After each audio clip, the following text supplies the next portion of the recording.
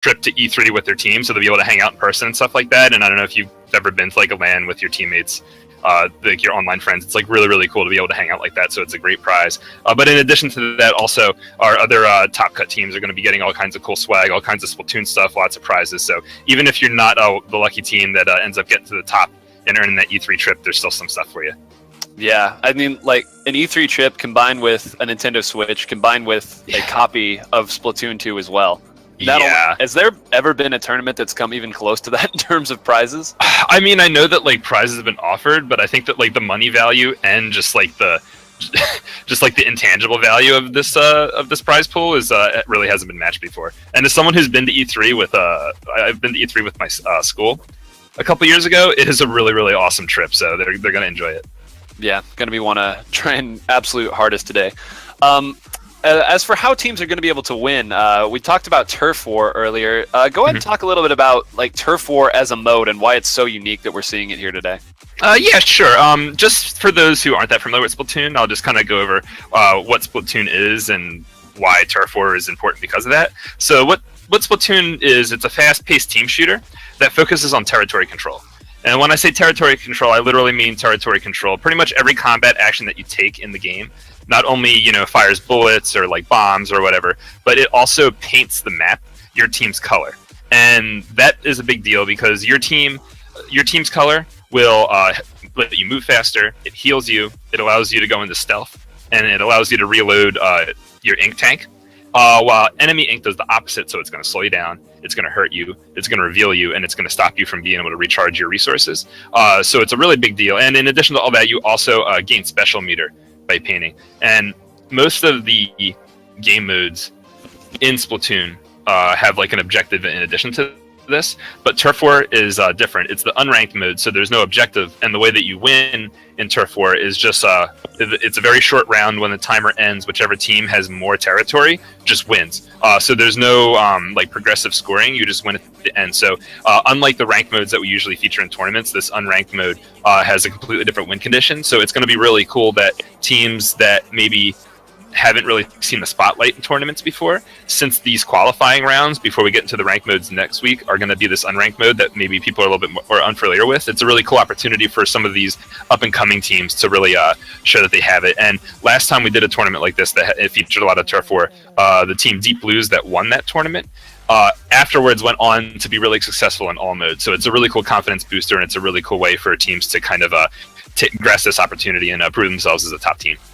Yeah, and segueing there, Deep Blues will be joining us today. We've got a spotlight on them, but we've got a spotlight on some other teams that we want to kind of highlight here today. These teams have all been top players in the scene. Like you mentioned earlier, a lot of our teams that we see commonly will not be starring today because of the entry requirements. We have a lot of teams from Europe. There are a lot of top Japanese teams that obviously aren't able to participate today, but we do have some teams that are still here. And we're going to go ahead and start with Kyros, actually. So Kyros will be rocking a roster today of 2Kata, the best.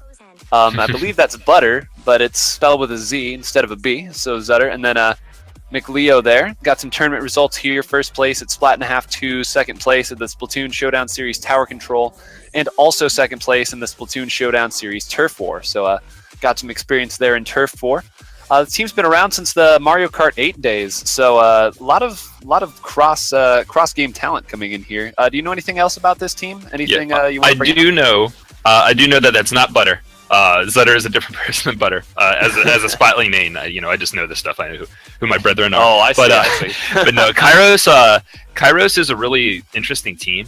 And it's not a surprise that they were able to actually get a full Kyros roster to this tournament because they're quite a large group. I think that like a lot of Splatoon teams over time have kind of narrowed down their rosters to like 4 or 5 main guys that they really like. But Kyros is one of the teams that still has like a clan-like structure, you know what I mean? So there's a lot of people just play when they want to or don't play when they want to, and they kind of are able to find success no matter what team comp that they run. And so it's just no surprise that they were able to find 4 US players that are over 18. So I'm expecting a lot of them. They've been really successful in the past. I think that as far as consistency goes, they've been one of the most consistent teams over the course of the game. They've been around a long time, and they've done well a long time. A lot of teams will have like their ups and downs, but Kyros has kind of had this like flat line, like really close to the top performance, or where they could win any tournament. So we're we're going to be watching out for them a lot. Yeah, and looking at their team comp right now, Octoshot, Luna Blaster, Heavy Splatling Deco, and then the Dynamo Roller. It's a very balanced comp. And I'd love to talk more about comps later, but we've got some other teams to get to. Next up, we have Speedruns Live. This is a team that a lot of people should be familiar with. Got Tudos, Albino, Tofu, Chrissy, and then Shadow Chimera there. This is a team that I think a lot of people are going to be familiar with. They did take first place at Squidstorm 2016, the first LAN. They took third place in the Splatoon Showdown Series Turf War and second place in Supernova 1. They're started by friends in the speedrunning community. They've got a lot of talent. Talk a little bit about them. Well, I think the first thing to just remind Stream is that when we say like this is Speedruns Live, like this is actually Speedruns Live. Like if you look at these names and think to like Games Done Quicks that you watched before, like that's actually the guy that played Mario and that's actually the guy that played Donkey Kong. You know what I mean? So these guys are used to being in like high pressure situations, which is why they tend to perform pretty well, even when they're matched up against teams that like quote unquote should like have the win against them, because they're just so used to being on stage, so used to this kind of like competitive gaming thing that they don't really get nervous. It's just up to them, and they're kind of their claim to fame is that their team is really, really good at Rainmaker. And for those not familiar with this mode, it's kind of like a reverse capture the flag or like an assault game mode where there's an objective in the center of the map and you're trying to take it and carry it to the enemy base. As speedrunners, it's almost like a meme at this point, but they've just found all these like super, super optimal ways to just kind of like run the ball really fast where you'll be playing them and then all of a sudden they just score. You know, like you don't know what happened. So there was kind of like this stigma about them back in the day when they were really, really successful, that like if you want to beat SRL, you have to win the other game modes and just assume that you're going to lose at Rainmaker because they're always just going to find some crazy way to win. So this is going to be Turf War and not Rainmaker, but something I think that's worth keeping in mind about Turf War compared to Rainmaker is while there's no actual objective to pick up and carry and be a speed runner in that way, there is definitely a speed aspect in being able to take advantage of winning a combat situation and then spread out and paint the map really thoroughly. You know what I mean? If you think about it, being able to paint the map fast is similar in speedrunning terms, at least, to being able to move fast. You know what I mean? Like they have the system down, they're able to do it as soon as they see the opportunity to be able to spread out really quickly. So what we should expect from SRL is whenever they win in a combat situation, all of a sudden the map's just going to be their color. They're just going to spread out. All right, and up next we have Stardust, a team that people might not be familiar with as much. They've got Katetsu on the Cherry H3 Nozzle Nose, my old teammate Opie with the Octo Brush, Locke on E-Liter 3K Scoop, and Brock.com on Luna Blaster Neo. They did take third place in Ludi Season 4 A Division. This is a team that's fairly recent and kind of coming together from some pieces of others. What inside info do you have on them, if anything? Yeah, like I mean, what you said. There's a couple teams that have like disbanded, or certain members have left and stuff like that as of late. And this team formed kind of like of like those ashes, I guess you could say. It's a really interesting team because they have like Locke as that kind of support sniper, and then they have Opie who plays like a lot of the close range weapons that are a little bit less, I guess, common. You know what I mean? Like, of course, he plays like Carbon Roller, but he also plays like Octobrush and a lot of like random wacky stuff. In general, there are a few like really high tier close range weapons, and you pretty much assume that you're going to see a lot of those. So when another close range weapon comes out and starts doing really well, that's always like really interesting to watch. So we'll definitely keep an eye out for Opie. And we played. I actually lost to them in Ludi. That was one of the two teams that we lost to in A Division. And yeah, they're just really solid. Locke is a good team player. He's really good at coordinating. It's really cool to see a support sniper actually do well. And they just have kind of a slightly different geared play style that's pretty interesting to watch. Yeah, I'll be watching out for them today. But we're going to move on to one of our sponsored teams today, if I'm not mistaken, In Control Yami. This is an all-star cast. They've got Silver there, arguably the best brush in the West, certainly one of the most notable. Zero on the T-Tech Splatter Shot, Brian on the T-Tech as well, Star on Custom Range Blaster, and Spec on Dynamo Roller. You look at their results: second place at Locked and Loaded 2, third place Locked and Loaded 1, third place Splat and a Half 1. This is a new team that is taking some names very, very early, very tough competition. This is really their chance to kind of, I mean, if they were able to win this, this would be the stamp that they're looking for as they try to cement their legacy. Yeah, a lot of the players they have here, like Silver, Zero, and Spec. I guess that you could say that they've done really good in the past, but maybe haven't gotten as much recognition as they deserve because they were always on a team that happened to have like one of the big streamers and one of the big all-star guys. So they don't always get the recognition that they deserve. And if you actually take these players and look back at their performances before forming this team, you're going to see like a lot of success, and it makes sense that this is one of the teams that we wanted to highlight. So what I'm looking to see is these guys to kind of take the experience and like kind of get out there and kind of show everybody what they're worth, because they're all really good players. And also as well, if we are going to be streaming him, we're going to be watching Brian, who is another one of those players who's done really good in the past, but he's been kind of on teams with some of the bigger names, and he's a really good 10 attack. And it's kind of hard to make yourself stand out as a 10 attack, just because 10 attacks is kind of like the Ryu and Ken, or just like the basic weapon of this game where everybody can kind of play it. So if you're a player like Brian who can actually make yourself stand out using one of the most common weapons, as someone that's like, okay, this person's really good with this weapon and it doesn't matter if everyone else is doing it, he's special, that's really cool. And it just kind of goes to show that these players do deserve like the recognition that they've been getting lately. Yeah, and I believe we've got a little video spotlight here to show off exactly what Brian can do. So let's sit back and enjoy this.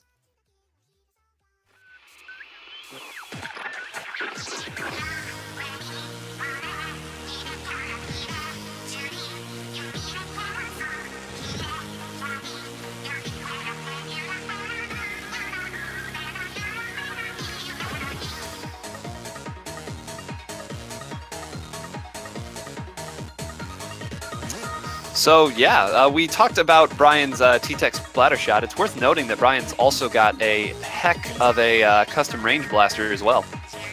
Yeah, I mean, custom range blaster has, over the last, I guess, like 6 months, has gone from being like a really difficult to use weapon that was like in theory good to one of the dominating weapons in Splatoon. And like we said, he plays these kind of like main Slayer frontlines, like foot soldier weapons, 10 attack and custom range blaster. So the fact that he's able to make himself stand apart, like, as you saw in some of those clips, is like a pretty big deal. So definitely watch out for him making some flashy plays in this tournament.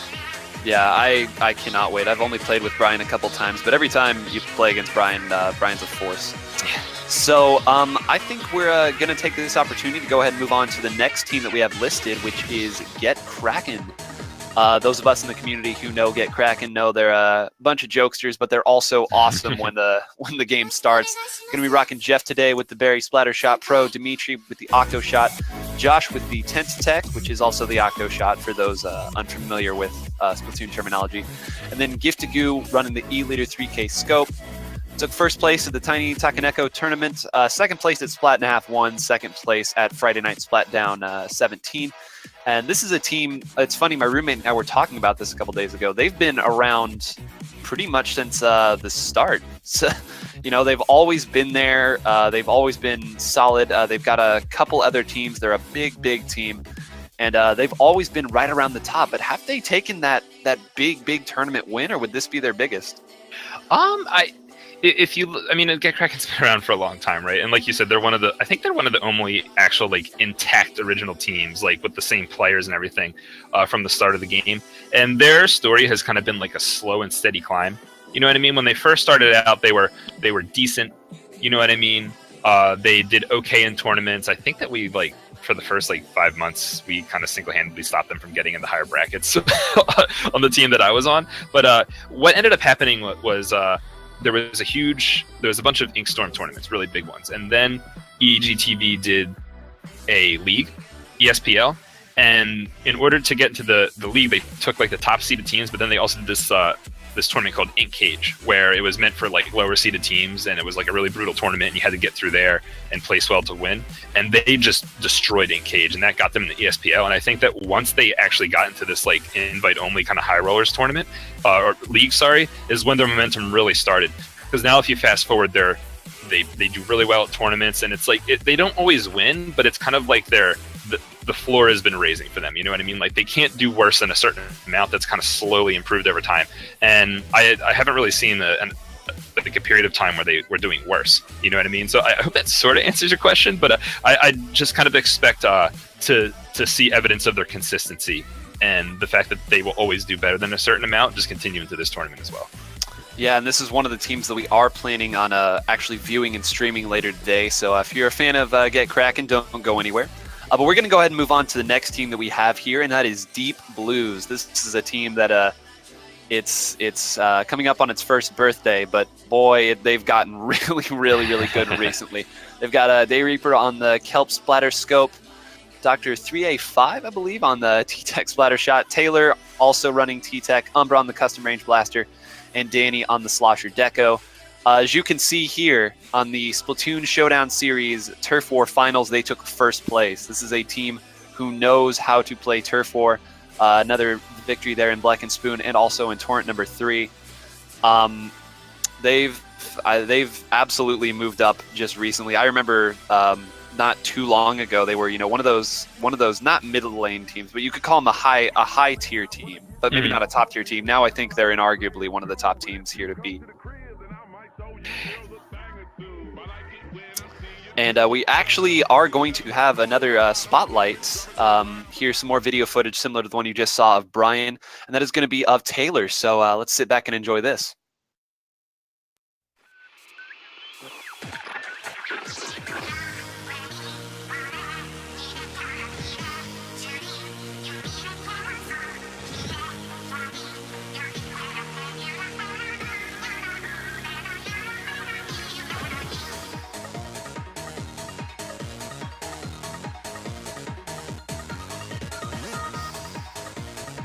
So, you talked earlier about how T-Tech is a very common weapon, kind of the Ken and Ryu of this game. What do you think that Taylor does, if anything, that separates their play from the rest? Movement, like 100%, 100% movement. The genre of shooter that Splatoon is really similar to a lot of like traditional console shooters, like Halo. Sort of like maybe some arena shooters, not really like Quake, but the thing that Splatoon does is you really aren't punished by moving and shooting at the same time. And there's kind of like this latent kind of aspect of being good at combat in a shooter, where you have your movement and your opponent's aim, and those two things are always like in combat with each other. And Taylor has like a kind of natural, just like instinct of knowing where his opponent's camera is going to be, and just kind of finagling his way around and kind of fidgeting around and moving back and forth to just completely just trick your hands into missing him. And sometimes it doesn't really seem like it when you're watching him, but when you're playing him, it's like whatever you think, he does the opposite, and you just miss shots. And a lot of these clips that you saw, he was kind of wobbling back and forth and just seemed to get right in someone's face, and that opponent just missed him. But he isn't really being reckless. He just kind of he gets good reads on people, and really just drives the the one-on-one home and wins it. And I do also want to mention just. I know I talked about him before, but I think it's really important to point out that these guys have been together for a while. They were always kind of like an upper mid-tier, a lower high-tier team.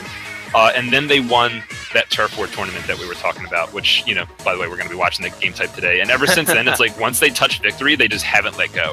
You know what I mean? They've been extremely consistent, picked up some new guys. I know Day, their sniper, is a new pickup. They have Umbry, who is like a really good old school player that was on Imperius, which was like one of the top 3 teams. We had Squid Squad, Imperius, and Squid Box. And so they have like this pedigree to them now, as well as the kind of like long forged like teamwork and friendships and stuff like that. And they're just a really tight knit group. They do really well.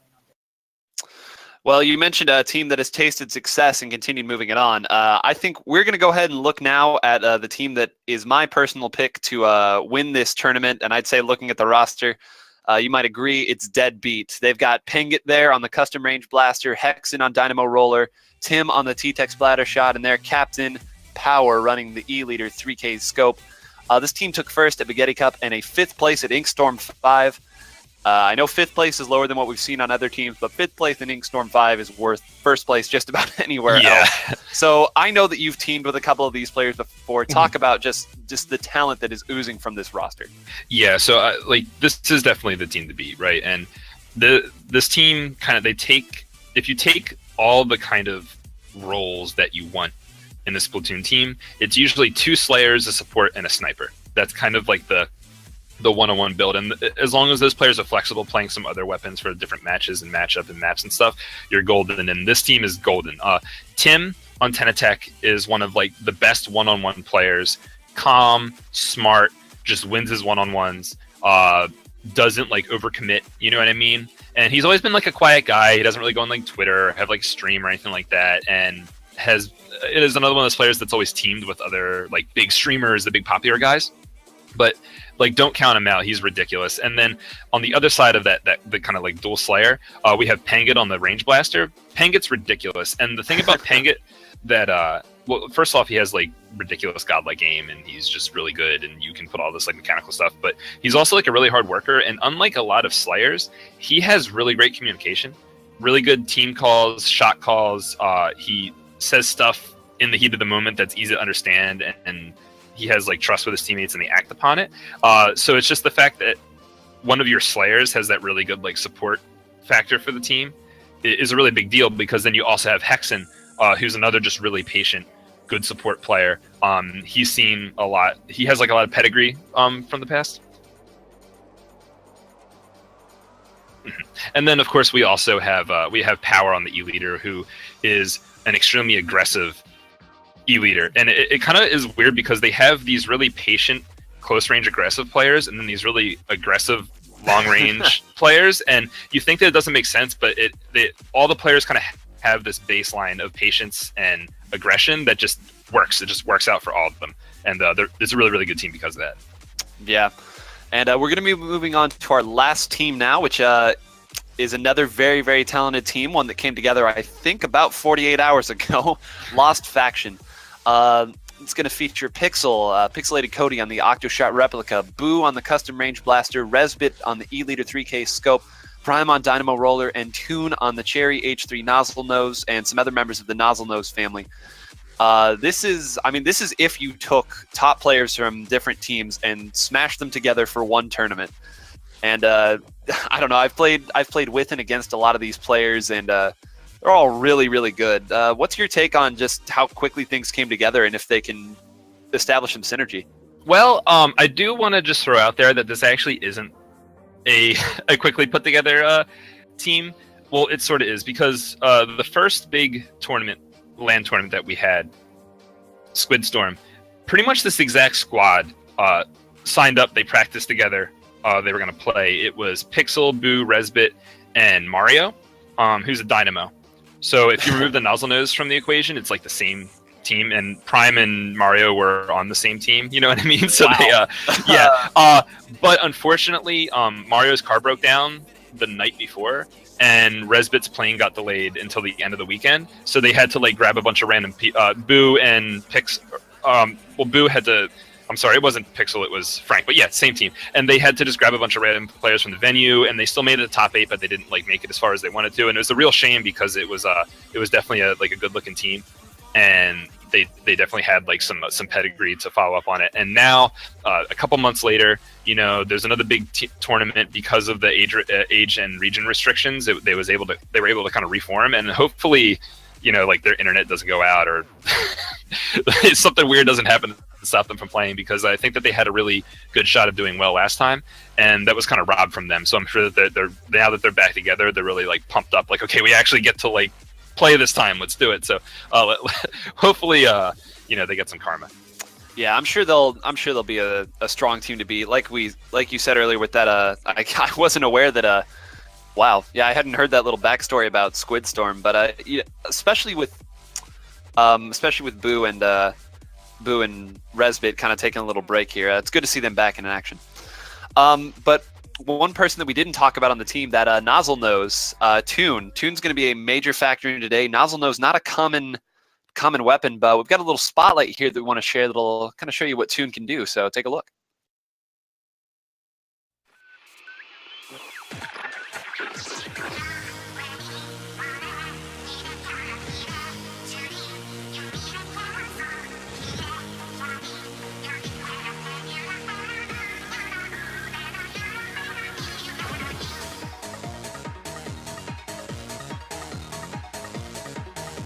So yeah, the Nozzle Nose is not a weapon that you see a whole lot. I'd say it's a very high skill cap weapon. You know, you started to see the cherry pop out a little bit more. A lot of times you'll see that in Japanese teams. You've seen that SRB2 dude start using it recently, but it's a burst weapon. So For those of you who maybe played some of the older Halo games with some of the battle rifles with the little 3-shot bursts, that's kind of how this weapon works. And because of that, if you only get a piece, it's not going to do a whole lot of damage, but conversely, if you hit dead on, it's basically a one-shot kill. And there's a lot of different nozzle noses you can use with different ranges, different kits. So for anyone who's able to master them, it's truly an invaluable piece. And I think it'll be a big part of what Lost Faction is going to be able to do today, because despite their burst tendencies, they do have a pretty good, I would say pretty good turf coverage. And so very much looking forward to see what Toon's going to be able to do today and bring to the table. Yeah, as someone who plays a lot of nozzle nose, not H3, I play a lot of L3, but the Cherry in particular has gotten popular lately because it's really good in splat zones, which is a similar mode to Turf War. It's just the scoring system and the exact goal is different. Because it's a weapon. All the nozzle noses are really good at painting and have very good kits. They're just hard to use, and now that the game has matured, players have gotten good enough with the main weapon to kind of justify the slight, weaknesses you have in combat for like a huge benefit for the team for painting, for getting invincibility pushes and stuff like that. So definitely expect some cool stuff in Toon. Yeah, it's going to be awesome. And now that we've gotten through all of our teams now, so let's talk a little bit more about the mode Turf War, because it's something that I feel is a bit unexplored as a competitive mode, partially by virtue that the game itself calls it the non-competitive mode. Are there any... I feel like almost any weapon can find a role. We've seen a lot of variety here. I feel like almost any weapon can find a role here. Aside from the heavy hitters, is there anything in particular you're looking for? Well, I mean, I think it'll be a little bit easier for us to hop into a match to show you, but more or less, there are kind of 3 kinds of team comps that get used in Splatoon. There's like a slaying role, a hyper offense quick respawn role, and a map control role. And I think that Turf War really favors those map control teams, and slightly favors those kind of like hyper offense teams. So I think that what we're going to be looking for today is teams that did a really good job of either putting up the pressure like crazy or putting up the control in non-combat ways like crazy. So as we watch the teams, just try to think to yourself, okay, what kind of team comp am I watching and how have they adjusted for Turf War?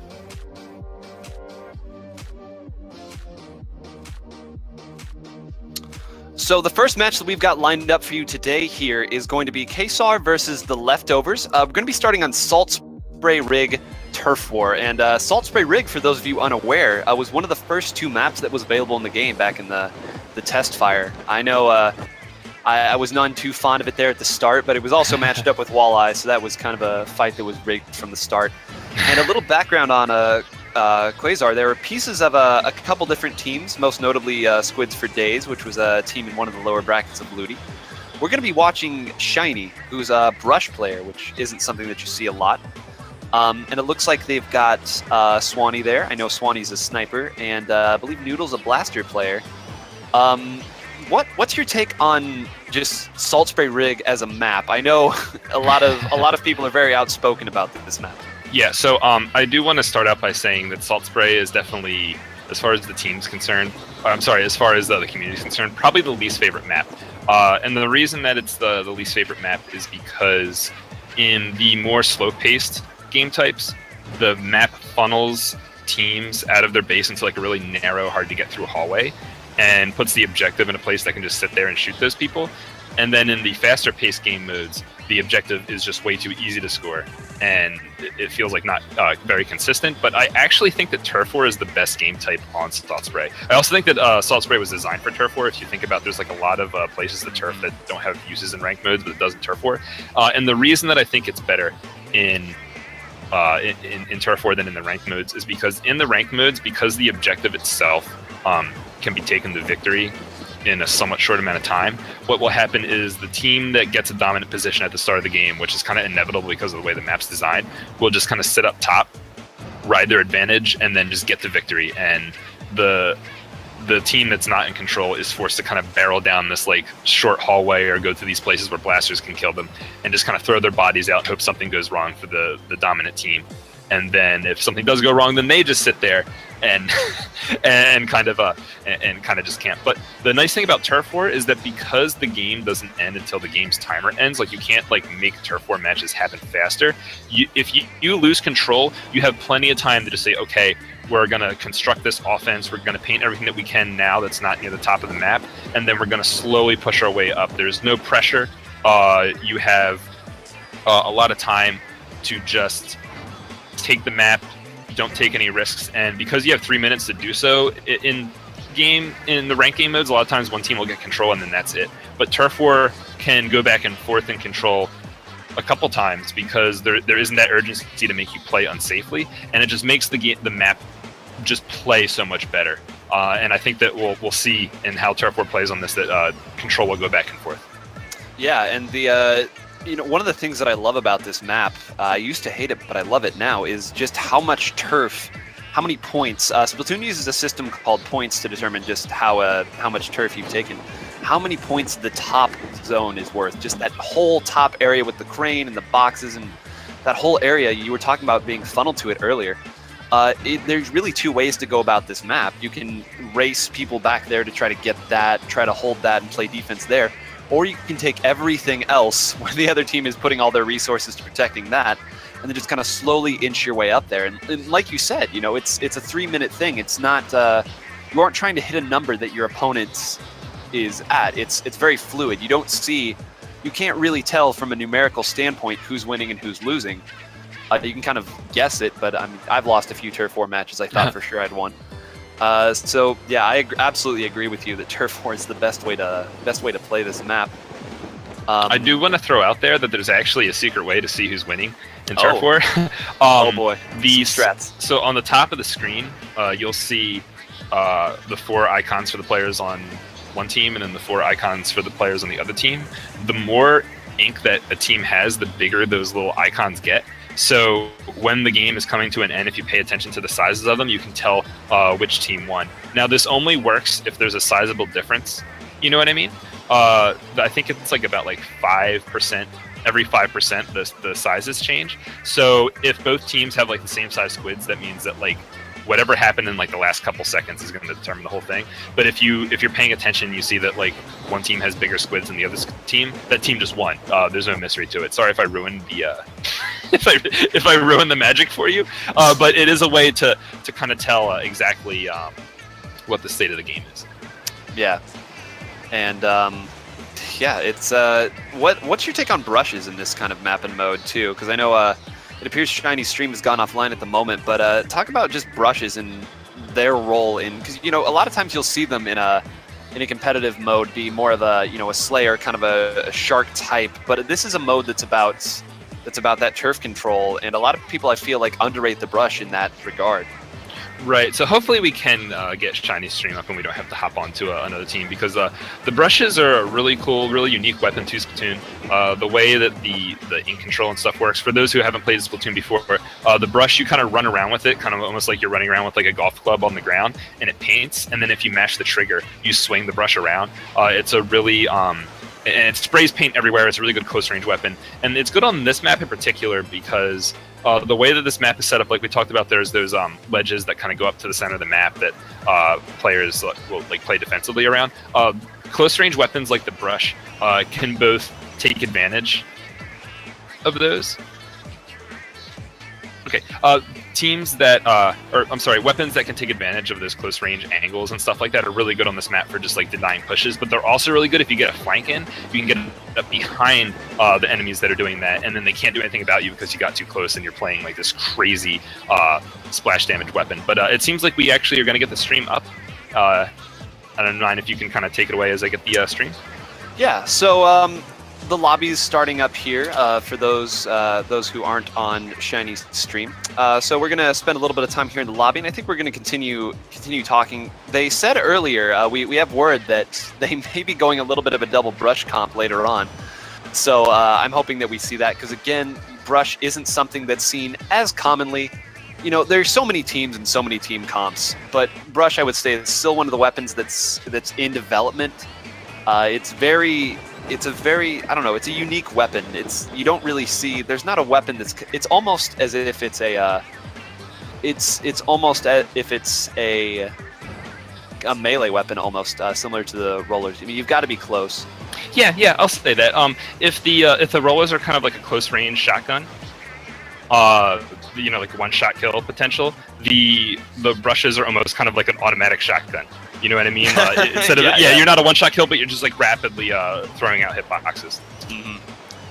Playing with the different heights in the games, especially in the fall-off damage that comes with that, is kind of it's interesting. A lot of times you'll see a brush just jump down on someone, swinging rapidly as they go at it, and try to almost crush them. And feel sorry for anybody that's caught below that. I'm interested in seeing what brush Shiny does play, because it's there are a lot of different. One of the things that I think is really unique about Splatoon is that there are over 100 different weapons, quote-unquote weapons, but a lot of them have the same main weapon and different subs and special weapons. So if you like a main weapon, you can switch off to something with a little bit different of a kit, and it just fundamentally changes the way you play.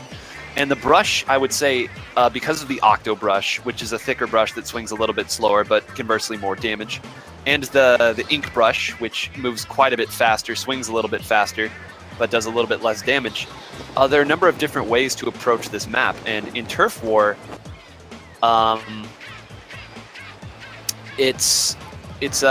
Turf War isn't one that I don't know. I won't say that invincibility specials are bad on Turf War, but they're a lot of times you'll see an invincibility special used to push a tower, to push a Rainmaker, and those of course aren't really in this. Given that it's right. Turf War. In my opinion, so if you think about the way Turf War plays, because it just comes down to which team has more control at the very end, what you kind of have is, imagine a game of like tug of war, right?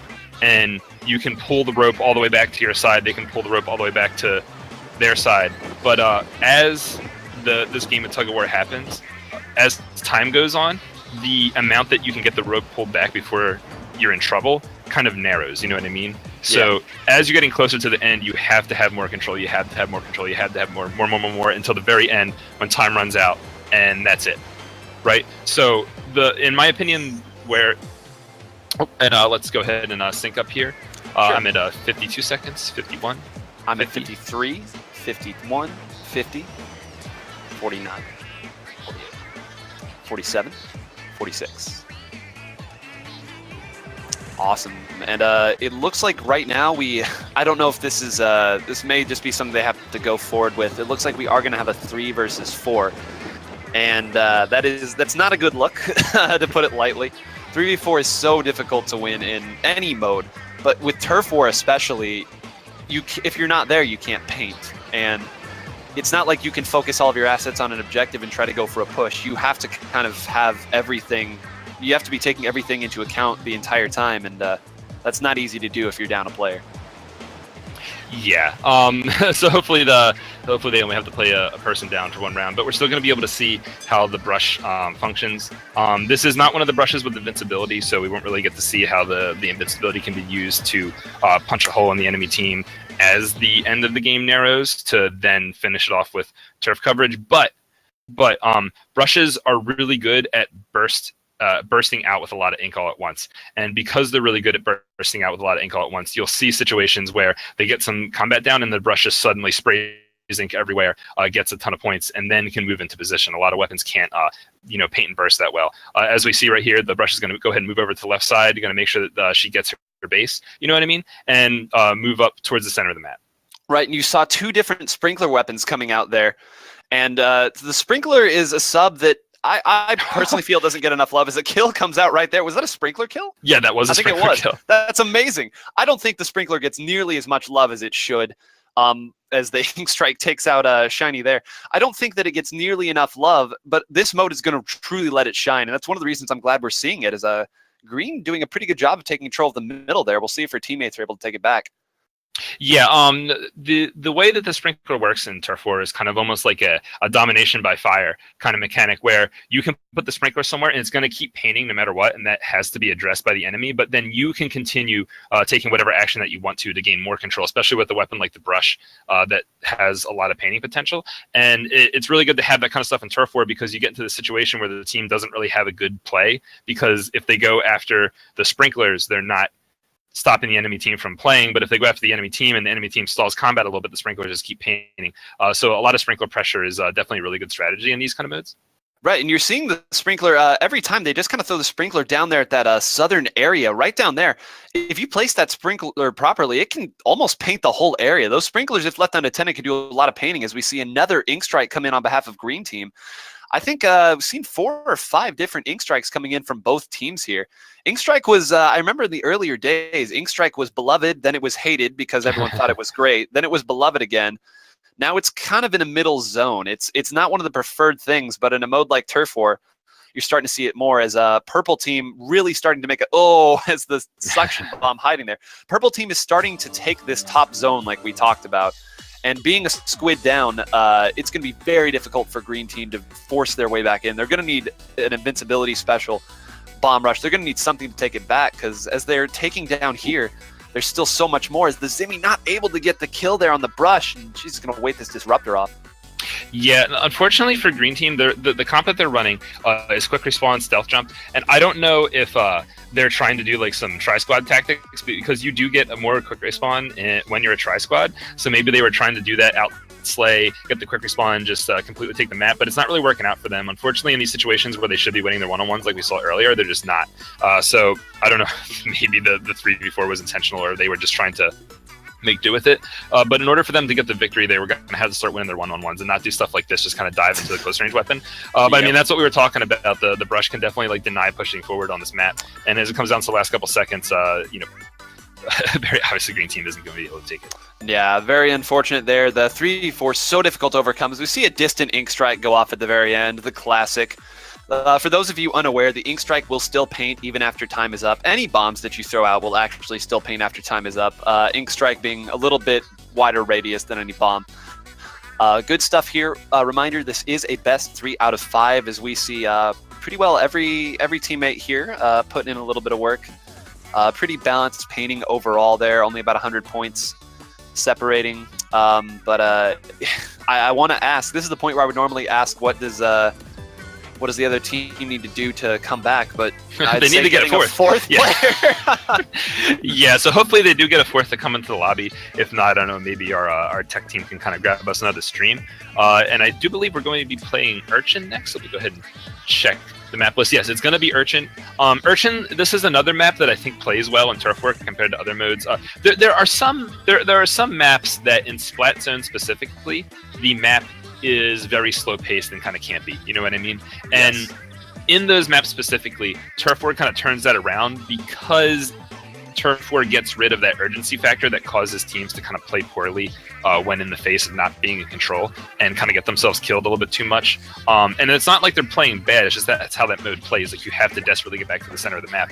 And just some maps are a little bit too defensive for that kind of thing than others. Turf War, again, gets rid of that urgency factor, and it lets you kind of meticulously take back map control and do so in like more of like a fair manner than in Splat Zones. Urchin Underpass is one of those maps where it's a little bit hard to get back control to the center quickly. Not that it's hard to control the center, it's just hard to get control of the center quickly. And because of that, you get to see some more interesting take-back plays and stuff like that. But we do see, unfortunately, it looks like I'm going to get another 3v4, and we are going to have shiny switch-up brushes. And it looks like you're actually going to go double brush. Here it is. This is the one. And I believe that's the that is not the same Octo Brush either. That's the Octo Brush Nouveau. A little bit different of a comp here. We'll be able to see see what they do here. It looks like Noodle going to switch over to the Zinc Mini. Swanee going to go ahead and stay with the NZAP 89, also known as the best Turf War weapon ever made. I'm glad that you mentioned taking things back slowly in Urchin Underpass. When you're trying to make a push in other modes with a Rainmaker or a tower control, it's so imperative that you take the other team's hill. And by imperative, I mean if you don't take it, you're not pushing anywhere. It's not like it's not an option. You have to take it. In this, you do need to take the hill, but you don't need to have that stranglehold on it because it is a time-limited mode. And if you just take it and keep painting little bits, retreat, paint a little bit more, you can kind of get by without having to have the stranglehold over hill. Right. And conversely, you can take it back slowly without having to worry about stopping a push that's coming at it. We're going to get right into it here. What are you looking for tactics with Double Brush? Is there a tactic? For this map, yeah. So aside from the NZAP, which is obviously here just for Turf War, so it's got a Sprinkler and Ink Strike, this comp is actually pretty good for Urchin because of two things. First off, you have Invincibility plus Inkzuka for pushes over hill. That's really good because it makes you invincible on your own hill to get out of your hill while an Inkzuka goes off. So you can't be killed and the enemy team has to take cover. They have a light depletion invincibility to do this if it doesn't work out with the Zimmy. It's like a backup plan. And when they do push out, brushes are really, really good for painting a lot in an immediate area. And that's exactly what you need on this map. And just the range of the brush paints just happens to be really good for this map. All right, good. Looks like a bubble's going to go down to kind of protect this team as they push forward. Now another invincibility super is ready on this brush. So if the other Octobrush, the Octobrush takes out its Inkzuka, this brush is going to push forward with his invincibility super in the Kraken, and you're going to see Hill take back. Yep, there it is. And Bam. there it goes. Yep. Just like that, we had a quick response stealth jump like you were calling. That one's going to go down too. Got to stealth jump intelligently. It's not invincible. It's just hidden. But now you see they've pushed all the way up in a glass. They now have complete control of hill. They have, of course, control of mid and their own side. Things are looking very grim here. We're going to see one kind of try to come down from drop down. I believe that was a cherry. Yep, the wall's down. That's going to be a cherry. We talked a little bit of that with Toon. But by itself, there's just nothing. There's no way that you can push in by yourself. No 1v1 god in the world can come in here and take all this back. We do see an Ink Strike come down as they're going to try to use that as a little bit of support, but they're just able to come and pick and choose when they come in, as they do fortunately get the trade there with the Slosher. But as you see, you just constantly see up there at the top 2 squids down for green team. One squid down, 2 squid down. And when you're up in players, trades don't really matter. You're okay with the trade because you're always going to win the trade by virtue of having another player. Yeah, and now I will say that Quazar does have to be careful here because they are fighting on Urchin, a map where even if you have some players up, it can still be difficult to take back map control. And with all this quick response stealth jump, if a last 30-second push happens from all these quick response stealth jump players, they might actually not be able to get their hill back if they don't have their specials and such. Now they did, green team did push up now, and they have taken Quazar's hill, but they're going to need to make one more push in about 15 seconds. If they can do that, they can take it, which would be really impressive doing it as a tri-squad. And then hopefully if they, they're able to get their teammates and they can take off take that momentum and push forward to win the rest of the match. But unfortunately, it doesn't look like it's happening. A lot of ink being painted, members of pink team going down. I don't think this is happening. No, and right now you're about to see the Octobrush, provided that it can stay alive here. You're gonna have that Kraken very soon. Wouldn't surprise me if they save it as a defense when they try to run and jump back in, which they're gonna have to do if they want to make the paint. But I think as another kill goes down here. Kraken still on deck. A lot of pink here, but I think it's gonna get covered up pretty quick here. Although it is very close. We'll see. Actually, that was ended up not being effective. I think Blue's going to slightly edge it out. Yeah, there we go. Yes, okay. The Ink Strike did come out there at the very end. Unfortunately, not enough. Playing down with one person, just so difficult to do. Yeah, not a lot to say there. Swanee going 0-4, but having the most paint by far. And that's an element that you really only see in Turf War, honestly. Yeah, and it looks like that actually was a 3-on-3, which is why it started going back and forth. So we were a little bit wrong in some of our analysis of it being a 4v3, but still, we saw a lot of the same aspects in play that we talked about, right? Like we saw the double brushes taking turf. We saw the special coordination from the 2 brushes being really good on this map in particular, and then we also saw some of the back and forth. And in addition, we saw that because it's turf war and not splat zones, map was taken, and it wasn't urgent to retake that map that was taken by the enemy, you know what I mean? So we got to see how kind of Urchin played a little bit differently. Despite it being like some unfortunate disconnects, we got to see how this is a little bit different than the rank mode, which is pretty cool. But speaking of being different than rank mode, I don't know if you want to talk about the differences between Museum in Turf War and in the other modes, because it's pretty cool. Yeah, no, the way that it's a little bit different in this mode is a lot of positioning. There's some smaller things like different walls and different ledges that you can jump down from and climb up on. And that changes from mode to mode. It's really, I would say it's probably the most, would you say it changes more than any other map given given the changes from mode to mode? Like in actual big changes, maybe not physical. I don't know. I think it plays so differently depending on the mode that you go at it at. Well, yeah, this map has a lot of things that change in a lot of modes. I think this map actually might have the most changing geometry from game mode to game mode out of all the maps. But in addition to that, so not only does this map rearrange all those different objects in ways that are unique to this mode, you know what I mean? So if you go ahead and walk around the maps in each of the 3 ranked game types and kind of pay attention to what's been changed, the setup on this map is different. But in addition to all that, it has the single biggest change was, whereas normally in the center of the map there's either nothing, because that's where the objective is, or there's kind of like a spinning center structure. The big spinner. And in this mode, all ways to get up into your opponent's base are removed, but then the center structure gets huge. And then because it's so large and high in the air, if you get to the top of that, you can kind of jump to almost anywhere, except for like one little niche spot that sometimes has a way up. You can jump everywhere from top mid. So the top mid control is like absolutely crucial, which is pretty cool because this map is a really big map, and normally really big maps in Turf War, if you get a lot of control in Turf War on a really big map, it's kind of hard to take back that control, because even if you wipe and the enemy team starts painting up, there's so much ground to cover that they can't paint fast enough before the end of the game. But because this map, because top mid is so important on this map, you can stand up top and just paint in a giant circle and then get into your opponent's base. So it really speeds up how fast you're able to kind of take back control, and it also kind of changes the dynamic of map control in general. You know what I mean? Because instead of trying to push up into your opponent's base, you're trying to take top. So it's really cool and it's really unique. It is unique. And you talked about pushing up into a specific position and setting someone in that position. I was going to comment and say it's a very powerful position for a Dynamo Roller to be in. And no surprise, we have 2 Dynamo Rollers, 1 for each team. So the Dynamo Roller, for those of you not familiar with it, the Dynamo Roller flings a ton of ink very slowly. When I say a ton, I actually mean a ton of ink. The Dynamo is a very powerful turfing weapon.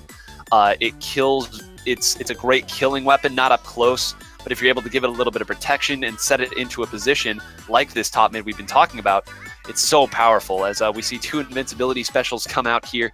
Yellow already got a great look on the middle here. They're going to be able to put whoever they want up top there and just take controls. We see beacons start to come out as well, and we already see Matt pushing into the enemy zone. Shiny's cleaning up here on the side. Dynamo up top. This is pretty methodical, honestly.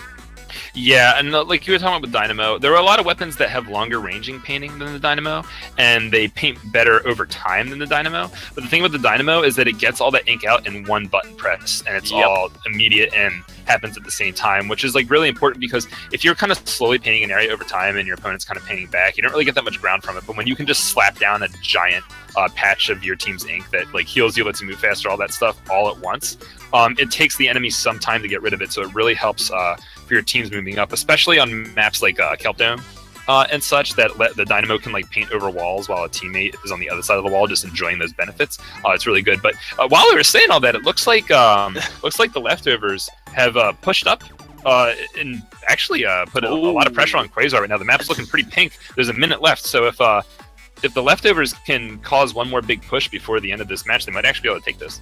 Yeah, and this would be huge for them. You saw that Dynamo able to hit the brush from seemingly the entire other side of the map, and I think another one just went down to the Dynamo as well. You're seeing the power as the Dynamo finally goes down. You're seeing the power of putting that Dynamo up there at the top, and just the dynamic that top mid area has. That's not really anything that another map has. Once again, the Zimmy gonna get the bubble. The Shiny oh no, Shiny not quite able to get away. The Zink gonna go ahead and paint here. Gonna go down as well. This is a 2v1 at the last 30 seconds of Turf War. That's a lot of pink. That is a lot of pink here in Pink. Yeah, let's go. I want to see this team of 3 players end up winning this match. Let's go. Again. And it goes down again. The Dynamo Roller. 10 seconds left here. There's a lot of pink. There is a lot of pink. They're going to need... I still see 3 squids up there for the pink team, for the leftovers here. That's a lot of pink. If they're able to hold this, we have 3 seconds to do this. I don't see it happening. Ink Strike comes in. Oh, and Smiley goes... Let's see. I don't see it either, but I think pink pulled it off. We're going to see a win for the leftovers? Uh-oh. Yes! They've done it! The Tri-Squad able to take out a win. Awesome job. Wow. Oh my God, Smiley with the 12 and 3. 12 All right, Smiley. Dynamo if roller. you do that for 2 more games, you can actually win as a tri squad. That would be absolutely hilarious. Let's go. Yeah. Awesome stuff. Wow. Well, okay. We're now moving away from a map that has a huge top mid to Hammerhead Bridge, which I guess there is a little bit of height dynamic here, but this map I think is one of the most interesting maps because a good chunk of the map isn't one that you can paint. Yeah. Because there is a lot of that grading area up at the top. For those of you unfamiliar, you can fall through those, you can run on top of them, but they can't be painted.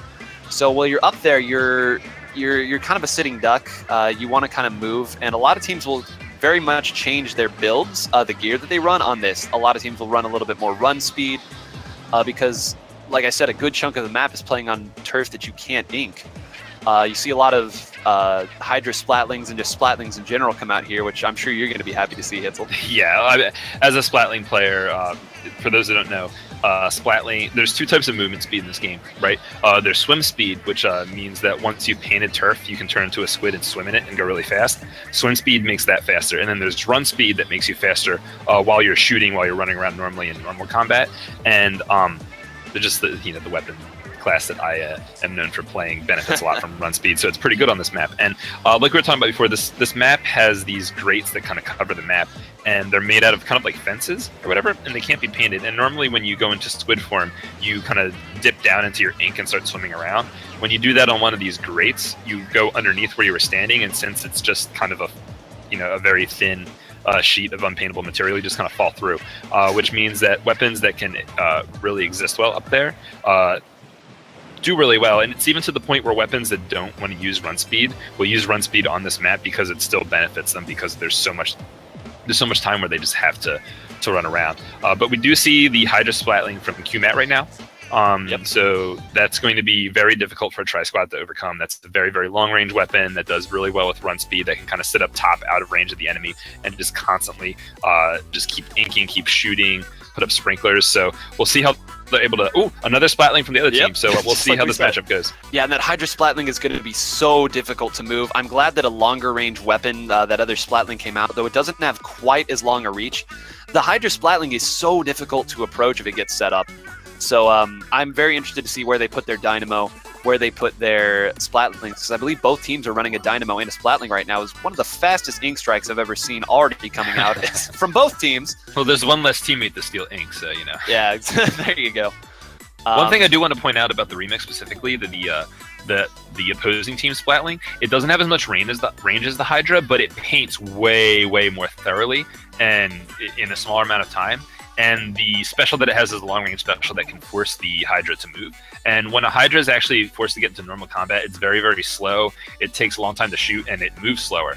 So if the remix can actually get really good angles in on the opposing Hydra, force him out with that whale special that you see over there to the right, you can actually have like a really meaningful, maybe game-changing play happen towards the end of the game, so we'll make sure to take a look out for that. Yeah, right now you see blue team kind of dominating these little side alleys. We talked a lot about the grading, but it's worth mentioning the long, just narrow alleyways here on the left and right sides of those raised areas. Very important, especially for weapons like the shorter range shooters that both teams are using right now. Okay, once somehow got another kill. Okay, 2 going down there for the leftovers. That's a full wipe. A 3-person wipe, so maybe not quite a full wipe, but it is a wipe nonetheless. Yeah. Those alleyways are so important, though, to get your short-range weapons up there in the action. Mm-hmm. Oh, yeah, definitely. I mean, sometimes in rank modes, you don't want to bite off more than you can chew as far as territory control goes, because it's hard to maintain it all and get used to it all, but in Turf War, you kind of have to. And also, like we talked about earlier, as the clock is starting to tick down, the amount of control that you need to have to be safe anymore starts to narrow, and that's kind of a bad sign for leftovers right now, because they just got wiped when there's a minute left. Now they pretty much have 2 more opportunities to take the game. They have to make 2 aggressive pushes. They have to kill members of Quazar first and take this could some be big ground off that, and then carefully get another kill. Nope, I thought that whale was going to eat all 3 of them. Well, the whale forced them to move like we talked about earlier. And unfortunately, that Tenatech wasn't able to follow up on it. If that Tenatech had pushed out when that whale first went down, he would have probably gotten a double kill because a bunch of members of Quazar just kind of like desperately had to run to the right of that whale. And if there was someone there and waiting, that could have been the wipe that we were talking about. But it hasn't happened. Now there's 30 seconds left. Members of Quazar aren't going down. And I think that it's safe to say that this Tri-Squad is probably not going to be able to get embarrass their opponents again. No, they did get the one win, and a big win it was. But right now, with just barely over 15 seconds left on the clock, they're able to take it down, but you're seeing the Hydra and the Dynamo. They've pushed up to that central mid area. I doubt they're going to push too aggressively. They're just going to sit there, say, come run into my bullets and my giant swing. And as the game now finally ends, you can check on the map, a pretty convincing victory here. Unfortunate that the Leftovers was only able to bring in 3 players. Maybe they only registered 3. Maybe we've had it wrong this whole time. But it is going to go 3-1 here to Quazar. So congratulations to them. Yeah, I mean, the rest of the team, now that we've gotten past round 1 and we're in a bracket where the top teams that we talked about earlier have been waiting because they got buys, we're going to be able to watch them. And so fortunately that means that no more Tri-Squads. Well, yes. It was funny that they got that one win in there.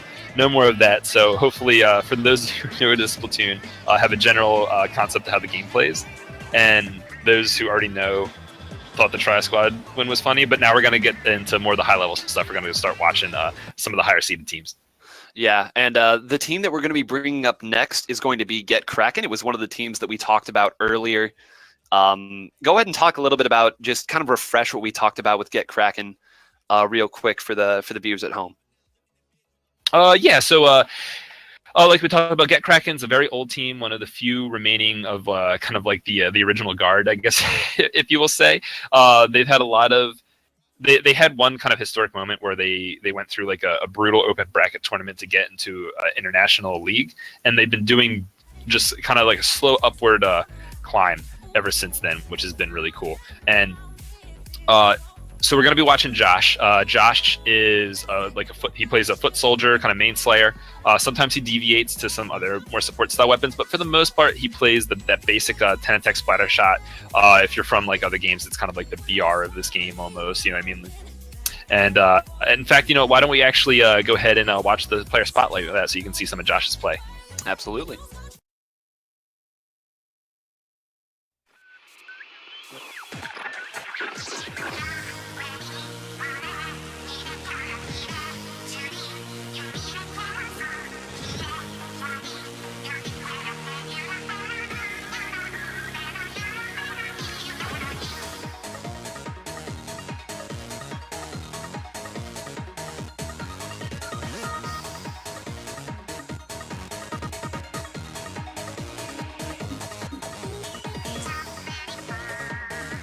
We've talked a lot about the more nuanced weapons in the game. We've talked a lot about the Dynamo Roller. We've talked about those Splatlings. But there's a good reason why we see the T-Tech splatter shot used so often. And it's just because of I would say it's just the versatility and everything that it can bring to the table.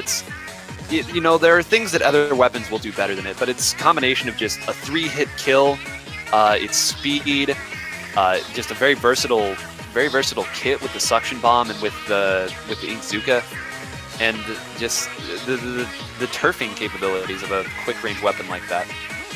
Yeah, I mean, you've played shooters before, right? Like it's a basic 101 just foot soldier weapon, and absolutely, just historically in shooters that have different weapon choices, just a pretty consistent, good enough ranged, good enough kill time shooter that has like a grenade of some sort.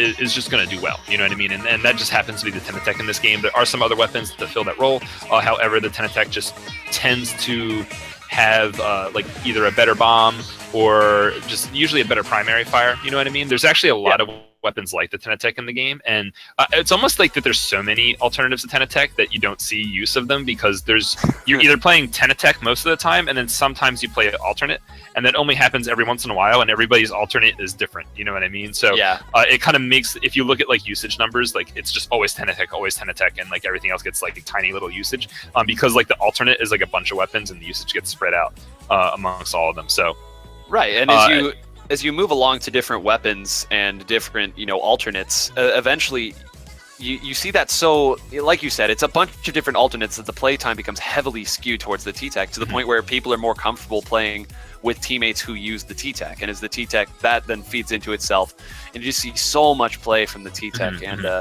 it's a fun weapon to play. I mean, like you said, it's a basic weapon to the point where pretty much everybody, if they know the basics of positioning, if their aim is good, if they know some fundamental movement and just map control, it's not a weapon that's difficult to pick up and substitute in. Like, it's a very nuanced weapon, but at the same time, it's nuanced at the top level. Let me clarify, but everyone can pick it up at a base level. Yeah, it's kind of like a Fox or a Falco, I suppose. But yeah, we're gonna go ahead and take a small break, and when we get back, we're gonna get to see some of this. And when teams are ready, we're gonna hop back in. All right.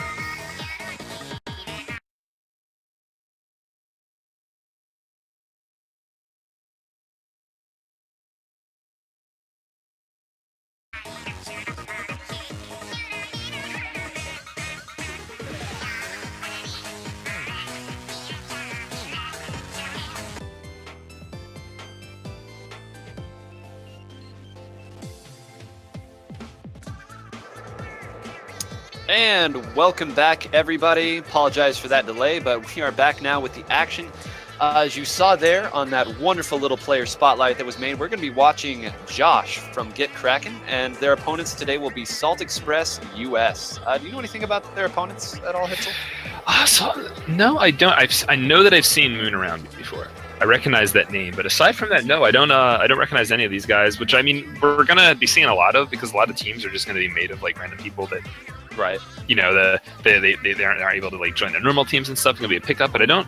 I know I've seen Moon around, but I don't really know anything about him. I know that we're gonna be starting out with Kelp Dome though. And yes. Kelp Dome's a pretty fun map. In my opinion, Kelp Dome I think is probably the most well-designed map in the game. I think that it plays the game types well. I think it's just all around solid. A lot of people think like Walleye is kind of like the all-around solid map in the game. I like this one. I think that's just because I have a different background as far as shooters go. I used to play a lot of Halo, and I think that this map is the most Halo-esque of all the maps, if that makes sense, where it's a round map, which is strange for Splatoon. Most maps are more linear. It's a round map. It has a circular center area with a circular top mid structure, and aiming kind of at that top mid structure are all kinds of vertical control points that kind of aim down at the top mid, and then kinds of lower control movement paths that go in the top mid. So you kind of have if you played those kind of other traditional console shooters, this is kind of like a classic kind of map, you know what I mean, with that kind of circular control, high points to control, etc. And it plays out really nicely in Splatoon because of that circular area and the way the paths are and the way that you paint to move up and stuff like that. And in addition to that, the way that the map has these walls where support players can paint up over the walls safely for their teammates that are more into combat. It's just a really interesting map. It has a lot of cool ways, a lot of safe ways to take back control and stuff like that. And in this map and mode in particular, in Turf War, because the map is circular, it's very, very large. It used you were talking about this earlier. It used to have the most actual surface area for Turfable Ink in the game. One of the download content maps has like two kind of like patches of Turfable Ink to the side that kind of took that spot.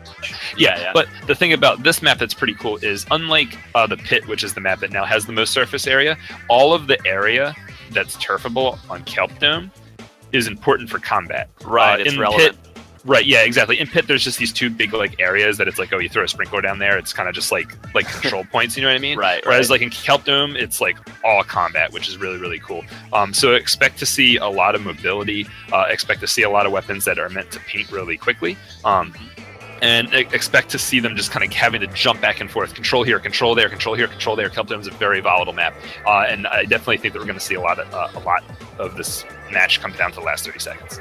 Right, and Josh rocking some really fresh gear here. I love those sunglasses. Go very well with the cherry kicks there at the bottom. This is a very typical quick respawn stealth jump build. We'll see if it's going to change up at all. For those he's got that last ditch effort, which is pretty cool because that's kind of a Turf War only thing. I don't know if you want to explain to them. Yeah, so last ditch effort essentially gives your squid, we'll just call it an overall buff for the last 30 seconds of the game. And in games where it can end very quickly with no regard to the time, it's kind of a hit or miss thing. You don't really know if you're going to get access to it. But with this, you always get access to it every game. Yeah, and it makes you respawn faster and paint better, which is obviously really good for this mode. But here we go. Just like this. You were talking earlier about how these side paths can come in, and right now we're just going to see Josh really going ham, just running right in, taking all of this turf as quickly as possible, throwing some bombs there. I don't see anybody else with him right now, so it looks like this is kind of a one-man job while his teammates try to go for the middle. Now he has some support that's showing up. Looks like they're actually going to push up on this guy. It's a dual squelcher, so has a little bit more range than Josh. He has to be careful. Throw out those bombs, keep him contained. It appears that his team is doing well on the other side of the map because yellow squids are going down, and yellow players aren't coming from the left. So Josh is now just going to use his special to keep these guys contained, kind of feel them out for later in the match when they're going to have to get some actual combat to win the game. Yeah, and there's a lot to be said for just the power that suppression has in a mode like Turf War. Especially in a map like this is a great aid bubble coming in from Giftigoo. Just standing there and making your presence felt, just keep firing. With Kelp Dome, you have to move around and you have to take all of this ink like you were talking about earlier. But if there's someone there, you can't take it. And it's just one more thing they have to deal with. There's a solid 1v1 kill there coming in from Josh. And he's still here. He has not left. Yeah, he's kind of remaining here. Now, I don't know if you've kind of noticed, but a lot of times Josh's teammate would kind of show up, contribute, and then take a safe exit over there to the left. Now, normally in ranked modes, there's another ramp that you can climb to get over that wall for safe exits, but what you actually have to do in Turf War is kind of go to that ramp to the left, and if you actually take that area to escape a combat situation, it's actually pretty safe. A lot of people don't use it normally because of the different geometry that ranked modes have, but it's kind of good to see that. Yeah, it's good to see that Kraken is doing this in Turf War. Yeah, they were playing a lot of Turf War squad and scrims earlier with just some other teams, and you're starting to see it now. Just they are knowing how to play this. Would someone please just move Josh? I think Josh has been here for the last minute and a half of gameplay.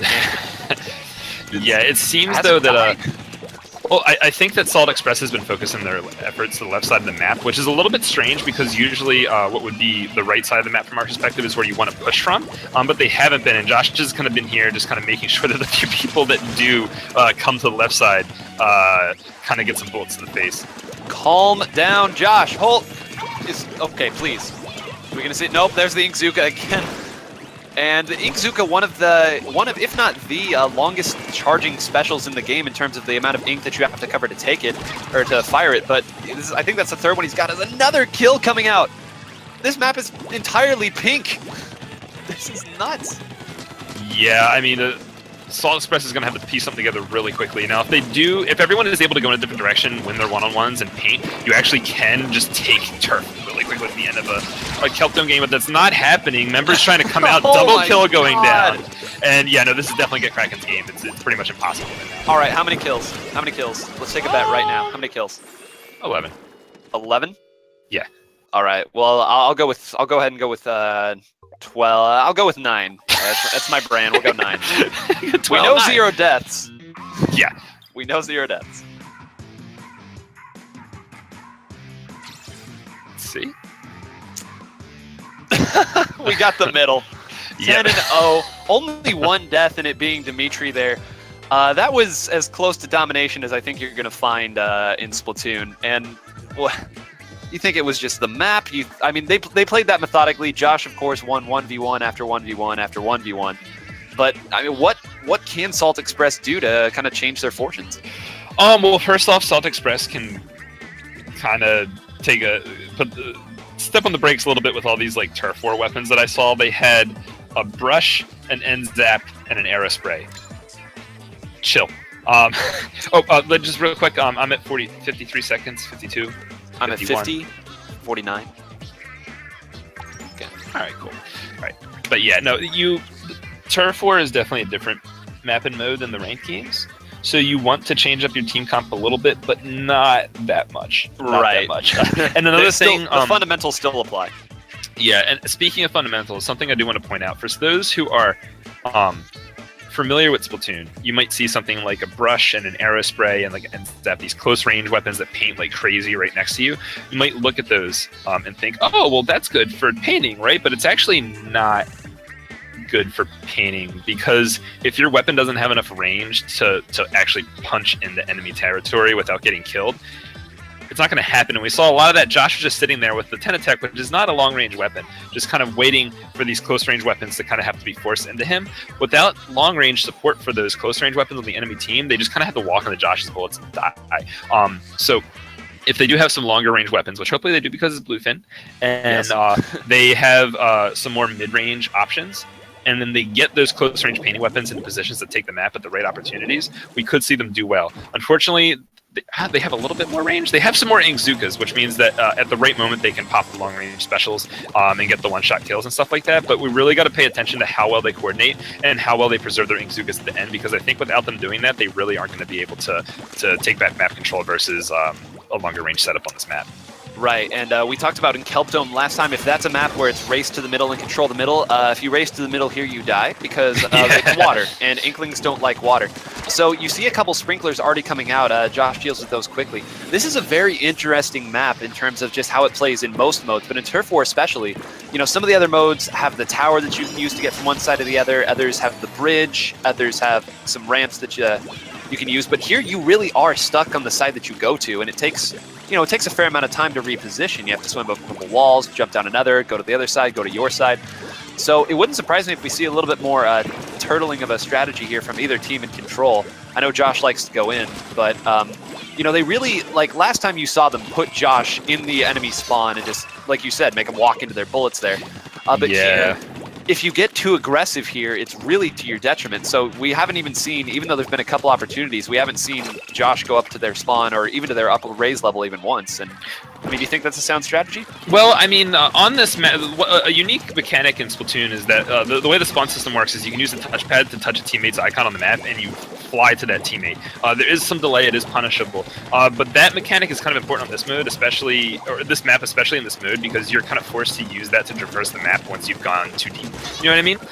And Get Kraken is using quick response stealth jump, so they're going to be able to quick response stealth jump across the map if they so choose during an emergency situation at the end. We'll see if they do it. Whereas the other team kind of can't. I don't think that they were actually using. Well, I can't really tell what they were wearing because Josh hasn't tied any of them.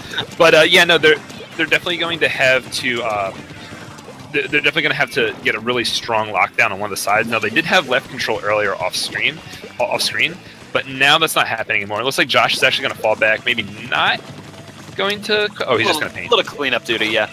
As we do see one go down here, and I'm glad that you mentioned just the idea of super jumping, that fly-around ability that's really kind of unique to Splatoon. Great shot. Can he get both? Yes, he does! Yes. Oh, that was huge.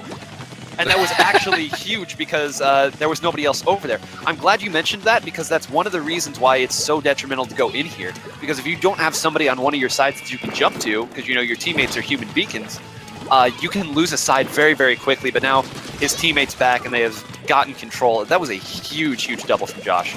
Yeah, and unfortunately, what I believe was not even invincibility super. The weapon that could paint and a weapon that could have Inkzuka died right before the last 30 seconds. So that when we talked about the popping of Inkzukas and using it to dominate map control, Josh used his Inkzuka first and Get Kraken's team, and Josh's team was able to push up instead of Salt Express. So unfortunately, Salt Express just had like a mistime attempt to take back the map. You saw that they went for some coordination there, but unfortunately that Carbon Roller kind of didn't really get to use his Inkzuka because he was a little bit over aggressive, which again, when we talk about team comp, he kind of has to be because he didn't have a long range teammate. I think that, right. Yeah, I think Salt Express needs to kind of pump the gas a little bit on these close range painting weapons, and if they can at least use some Inkzukas or like a Splatling or a sniper or something, that's what they're going to need to do to be able to pull this match around.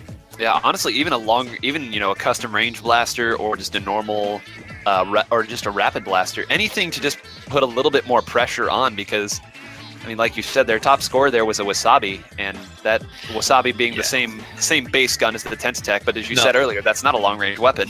Now that being said, the last 3 maps in this set, Flounder Heights is the next map, and this is actually a map where close-range weapons do really well, and long-range weapons don't.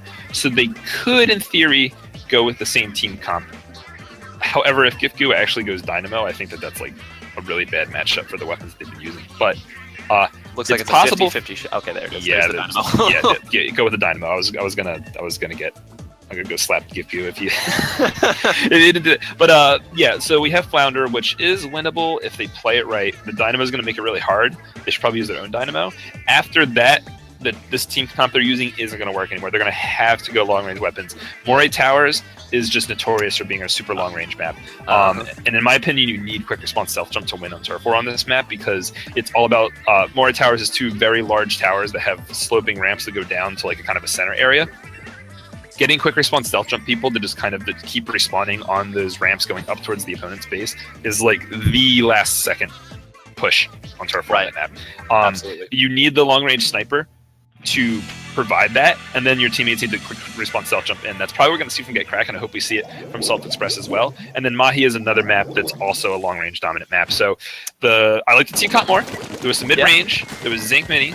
Okay, and there's some stuff that can deal with the Dynamo. So if they can deal with the Dynamo, if they can use the close range painting weapons to paint areas that the enemy can't shoot them from, while using like the invincibility and the mid range of that dual squelcher to actually get some dominance over that Dynamo, they have a chance. So let's see what happens. Yeah, right now you're seeing something that you would absolutely never see in any other mode. Just meticulously painting your side. As we see a bomb rush coming in, that did confirm. I wasn't able to see what kind of splash-o-matic it was. That is going to be the... Nice shot. Yeah, that was a great shot. That is going to be the suction bomb rush splash-o-matic, so that's just the regular splash-o-matic. No splash-o-matic Neo. Yeah, we already I'm actually a fan of that gun. Here. Yeah, I am too. I think Suction Bomb Rush is very good, but I'm also a Berry main, so I'm biased. Well, we see, dual Ink Zuka's here. Okay, now we're in 3. Yep, he came right behind him. Awesome job there, just sneaking in. What the thing that I'm loving from Josh, we've seen a couple times, is he just uses the natural discourse of the matches. I know we didn't see it a lot in the first game, but the natural discourse to find his way around, he's going to pick this one Double kill? Oh, what? Oh, maybe. Okay. I want to keep us on the edge of our seats for a minute here. Oh yeah, you're saying something about natural discourse? Yeah, just so one of the things that's so fun about Splatoon, you've talked about it being a motion, like a movement-based shooter, which is one of the reasons I love. But as things are so hectic, there's an Inkzuka coming here, there, you get away, but then you find out that the other person just kind of used that distraction to work their way behind you, just clean. And it's so easy. It's a Suction Bomb doing the dirty work there. But yeah, no, Josh just knows when to go in. He's flying around this map right now. Stealth jump, Josh. No. Guess not. Yeah, it doesn't look like the stealth just coming. But yeah, no. You can definitely see, like we said, Get Kraken, pretty high level team, pretty experienced, pretty good teamwork, and you see like their opponents. They're kind of like not necessarily running in one at a time, but they don't have that much purpose behind the actions they're performing together. Every single time Get Kraken has like popped a special, another special is going off at the same time. Every time someone is moved up, like Josh moved up here to the right, another teammate moved up in the bottom center there. You saw Josh pushed up into. So it's like all these things are kind of happening once. It's like a 1, 2, 3 go thing, as opposed to the other team where they're just kind of maybe waiting for each other, but they're not really purposely coordinating their specials or coordinating pushes or anything like that. A hail of bullets finally takes him out there. Alright, yeah, this Quicker Swan stealth jump. Oh, it's very well placed sprinkler there. But, there's something to be said for just, we talk about the things that Salt Express isn't doing.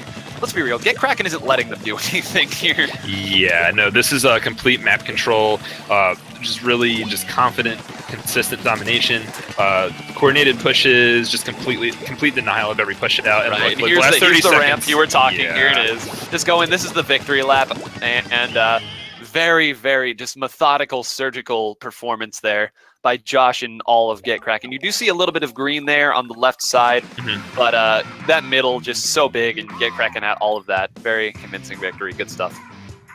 Yeah, just Get Kraken just showing that they're the more experienced team. Honestly, they just kind of outclassed their opponents, which nothing against them.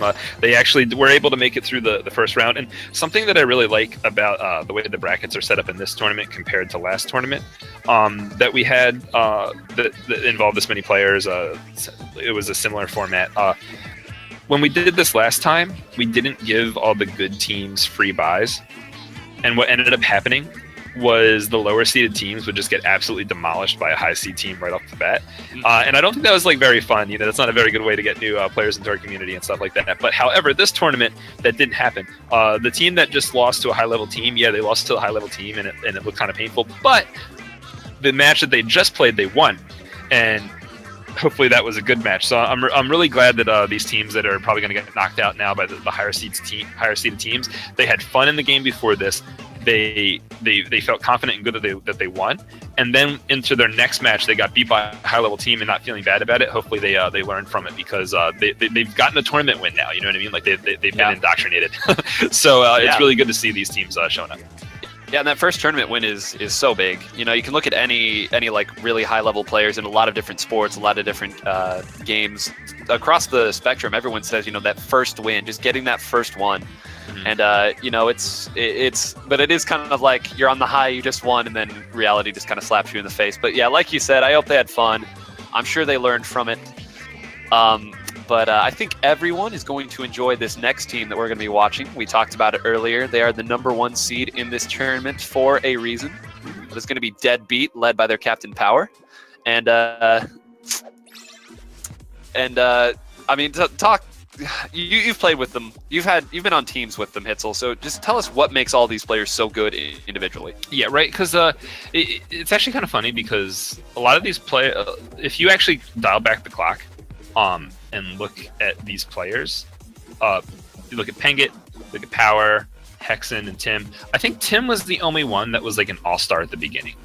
You know what I mean? I think when competitive Splatoon first became a thing, Tim was definitely an all-star. Power was on C- with some other players, with like Mario, Chips, etc., who found way more success after they left C- and joined my team. When the game, Tooting your own horn there. Okay. Yeah, when the game first started. But it's true. You know what I mean? Like Power wasn't that kind of name back then. Mario was known for being a really good dynamo. Chips is known for being a really good octobrush and like a ridiculous sticks player. Like he played E-leader with sticks, no motion controls. And for those of you who don't play Splatoon, the motion controls in this game are really, really good, almost as good as mouse and keyboard. They're not mouse and keyboard. I'm not trying to say that, but for a console shooter, it's ridiculous. There's no need for aim assist or anything like that. But if you play sticks, not only do you not get this really fine-tuned motion controls, but the stick controls really aren't. They're kind of designed as like an afterthought. You're really supposed to be playing motion, so they're more difficult than normal stick controls. And the fact that he was able to use one of the most aim-intensive weapons in the game and do well in tournament, he got like top 8 every tournament he played. So like that was crazy. So and then you had Power, who's Power. You know what I mean? Yeah. Yeah. Fast forward the clock. I don't know. I don't know what to say. I think that kind of everything that Pang touches turns to gold. Let's go ahead and watch Power Spotlight so you can see some of these snipes.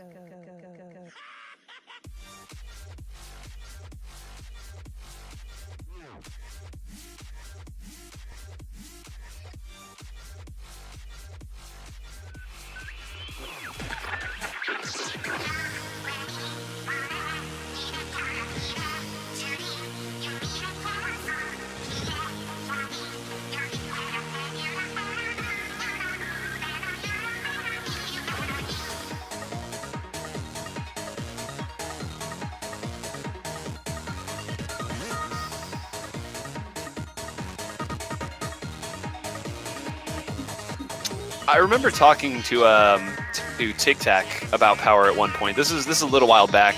Power was, of course, still really good, but he wasn't quite like the dominating force that he is at this point. He talked about how the one thing that he thought that Power was bringing to the scene that the scene needed was just positioning yourself as a sniper. Some people talk about Power as if he's an aggressive sniper, and I mean, I guess he is by conventional standards, but he picks different angles than you would see a lot of snipers go at, and that can throw teams off. It can throw enemy snipers off, because sniper battles are all about positioning, and he's been one of my favorite players to watch even from the C- days. I kind of feel like Power almost plays Chargers like it's a Splatling. You know what I mean? You're right. Yeah, and the thing about Splatlings is Splatlings have to fight Chargers all the time. Like we talked before, there's kind of 3 major types of team comps in this game. There's the slaying-based, get kills, sniper teams that have a charger. There are the hyper offense, sometimes not even any long-range weapons, quick response stealth jump, kind of just go in. And then there is the paint control, Splatling, Dynamo, etc. And pretty much the way it ends up working out is the slaying stuff beats the paint control stuff. The paint control stuff beats the hyper offense, and the hyper offense beats the slower paced slaying stuff. And I think one of the reasons that Power is so interesting is those Splatlings. The hard matchup for the Splatling is the sniper. So they have to get really, really, really good positioning. They have to be really smart. They have to play like a bad matchup. So you tend to, and the sniper slaying style is the most popular of the 3 styles. So they definitely have to learn how to just position themselves so miraculously that they stand a chance versus the snipers. And Power plays that way, but he does it with a sniper. So he doesn't have to, but he does it anyway. And I think that going the extra mile is what makes him good. Yeah, it's awesome stuff. And it looks like they are going to be opening up here on Turf War Piranha Pit. So earlier, we were talking about one of the DLC maps being the biggest overall paint coverage map in the game. Well, now you're going to get to see it. Piranha Pit, 2 very, very just huge chunks of map that could almost be a map in and of themselves, but it's double-sided. There's going to be those small little sections off to the side that I don't think we're going to see a lot of action in. Honestly, it wouldn't surprise me if both teams painted that and then never paid them any heat for the whole rest of the map. But the one thing that makes this such an interesting map is those ramps. And talk about those ramps and how silly they are, to put it lightly. Let's actually go ahead and sync up now that we started. I'm at 58, 57, I'm at 54, 56. 53. Okay, cool. If you could count for me for 1 second, 49, 44, 43, 42, 41. Okay. Yeah, the ramps. Yeah. So a lot of the download content maps that they added for this game, they tried to like include some kind of different mechanic to the maps. Sometimes they were gimmicks, sometimes they weren't. The new mechanic that they added to this map is these conveyor belts that you see, right? And these conveyor belts, if you paint them, the paint rotates around the conveyor belt, and no matter what happens, the conveyor belts move you. So you have conveyor belts that, it's a very large map, but you have these conveyor belts that just push you into the map right away just to get into the action. You also have these conveyor belts that kind of keep players back, and then you have these conveyor belts that kind of push players up the top mid, where you can take the momentum of the conveyor belts to launch yourself up to higher angles. You can use it to get up and over top mid in some game modes, and it's really, really interesting. And I think that when a lot of people think of maps, the first thing they think of is like the top mid structure. You know what I mean? And this map's top mid structure is pretty interesting because of those unique ramps. So expect to see, even from Power, who's sniping, expect him to use the ramps to try to get some good picks on the opponent's spawn, and then use the ramp to just escape quickly. Yeah, we're seeing sniper panel there, but we're seeing the bento splatter shot coming out here. So for those or splatter scope, my apologies. For those unfamiliar with the way it works, the splatter scopes and the E-leaders are the two. Nice snipe there. But the splatter scope and the E-leader are the two most commonly played snipers in the game. This Power just runs into the last second of the killer whale. Oh, no. Long story short, one shoots further, one shoots faster. Power will be shooting the one that shoots faster here, charges a little bit quicker. Still a very, very serviceable range for this map and mode. And one of the reasons that a lot of people say that that Power is one of the top snipers in the game is because he's able to go between the two pretty seamlessly. Yeah, no, sometimes he'll be playing and I'll just forget that he changed weapons just simply because he's just playing just as effectively with one or the other, and he kind of has like a similar play style. This weapon in particular, this is one of the DLC weapons. This is a quote-unquote newer one, although it's been a little bit since they added new weapons via updates. But this sniper... Nice. This this sniper is pretty interesting just simply because it comes with a wall, which has been reserved for non-sniper weapons until this update.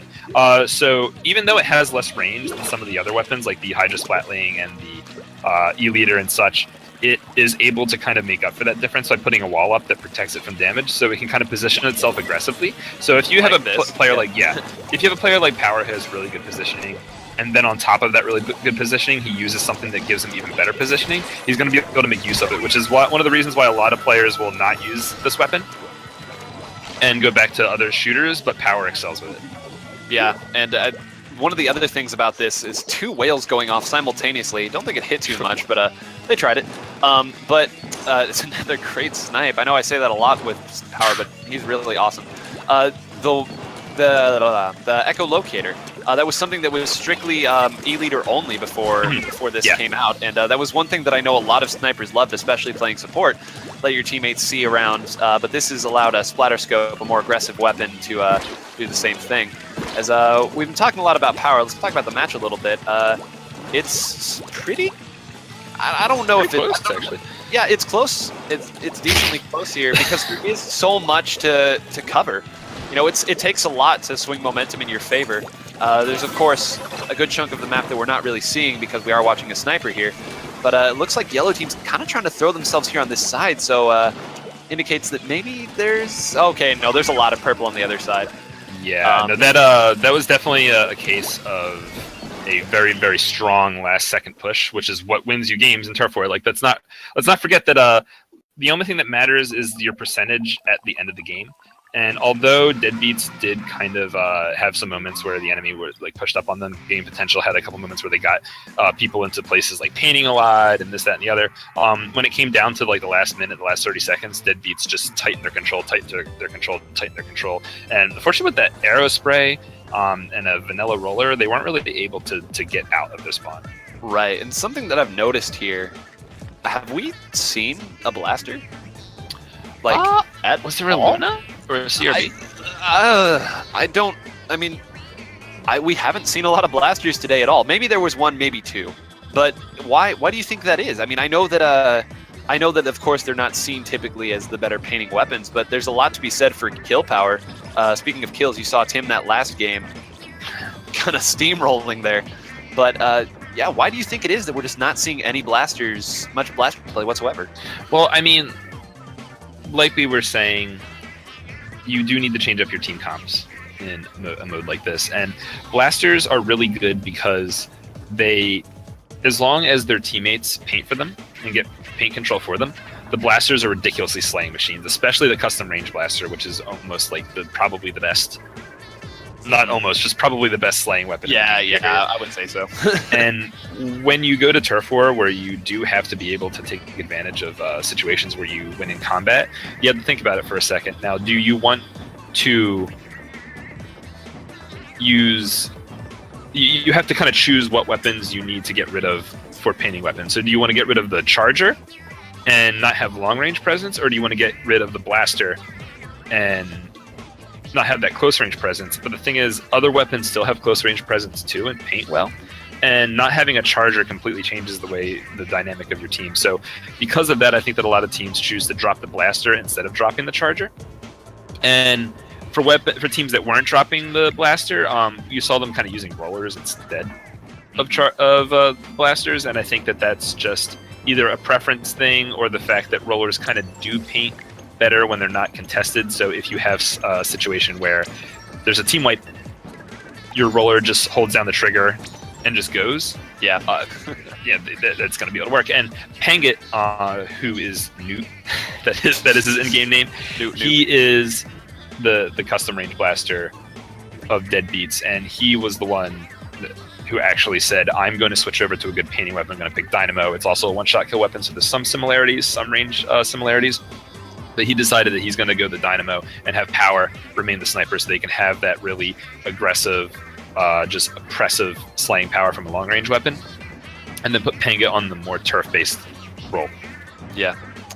It's interesting to see Pangit switching off the... I'm so used to seeing a custom range blaster out of him. But this comp right now that we're seeing on Walleye Warehouse, this is, I mean, a lot of people look at this as the neutral map in the game, sort of like a Battlefield in the Smash Bros. Or something like that. Yeah. I guess it's Smashville in Smash 4, thinking Melee, but this is If a you're gonna very make versatile the- spread out team. If you're going to make the no items Fox only Final Destination, it's going to be like Splat Zones, 10 attacks only, Walleye Warehouse. You know what I mean? So we're pretty close. We're pretty close. And one thing I want to mention before we get into the action, I do think that choice of the 96 Gal is a really good choice to replace your custom range blaster, because it has the invincibility, it has the mid range, and it has the slaying power to make up the custom range blaster. But Pangit's going Dynamo, so it kind of holds the mold of how Deadbeats plays without being bad at Turf War. Yeah, and the other thing that's so nice about that is the walls. Is we see power here kind of stuck in this little alleyway. The walls are so key for holding these. You can really make it difficult. You can make life difficult for anyone who's trying to get in there by throwing up that wall. And conversely, you can kind of use it to work your way out if you're being pressured. So I also like the pick. We have another sniper battle. Yeah, especially when his teammate has that 96 Gal that also has a wall, right? When you start stacking walls on a team, it can be really difficult to push on them. It definitely makes that team just kind of more of a turtle team. And you saw the wall coming into effect right there. Power was just able to wait and say, all right, once you peek out, I'll just release my trigger and you'll die. And now the Echo Lader's coming out. You're seeing where all the team is stuck right now. That's pretty well back into their spawn, and they're making life difficult. Did you see the Dynamo just continue to swing up there, and Power holding down this side? One of the things I love to see here is once you hold down both sides, the team kind of has to funnel to the middle, right? Or they can try to load up on one of the sides, but just the mobility to like go from side to side and call out exactly where the team is coming from. You're seeing whenever one side gets overloaded, you'll see either Hexen or Power, please. You'll see Hexen or Pangit just move over there, or Tim. And again, this is just kind of methodical. You just see them get stuck again and again and again, and they just can't really find any footing. Yeah, this is complete domination. And when it comes to putting the enemy in their spawn and how they get out, your left side, which would be the enemy's right side, is definitely the way to go. You want to have some people go there, hide behind those walls, get paint over, force anyone camping like Power is right now back, and then do a coordinated push through mid and through that side at the same time. Just ignore what would be the enemy's left or your right, because it's very difficult to actually push back out the map that way. Unfortunately, Game Potential has been doing that. They've been funneling through the middle, which is kind of a bad call. And honestly, the reason that they were having some success last game compared to this game was because on Pit, which is such a huge map that's hard to like actually dominate everything at once, they kept having like that roller or something. That was a vintage power moment.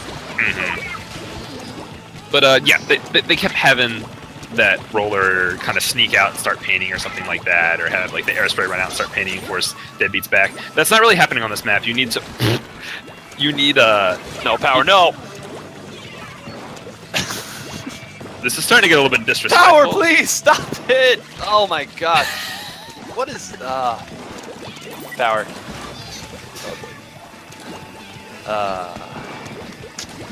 Sometimes you talk about the game, and sometimes you watch the game. Yeah, sometimes, just... I don't have words. Well, we're seeing why Power is a good sniper. Yep. Yep. Actually, if maybe the person running the stream and 9 could pause for about 2 seconds. I seem to be a little bit behind. Sure, I can do that. Once again, we see Tim with the 11 and 2 there. Power making the highlight plays, but I think Tim's KD right now is nuts. Yeah, like I was saying, man, Tim definitely is a really strong Slayer, and when he kind of is like handed this, I don't want to be disrespectful, but it's, you know, when someone picks up a low-seeded team and just kind of hands it to him, and it's like, here you go. He's gonna get a KD like 11 and 2. That's just gonna happen. So, but again, back to Kelp Dome. So we saw Kelp Dome earlier in the tournament.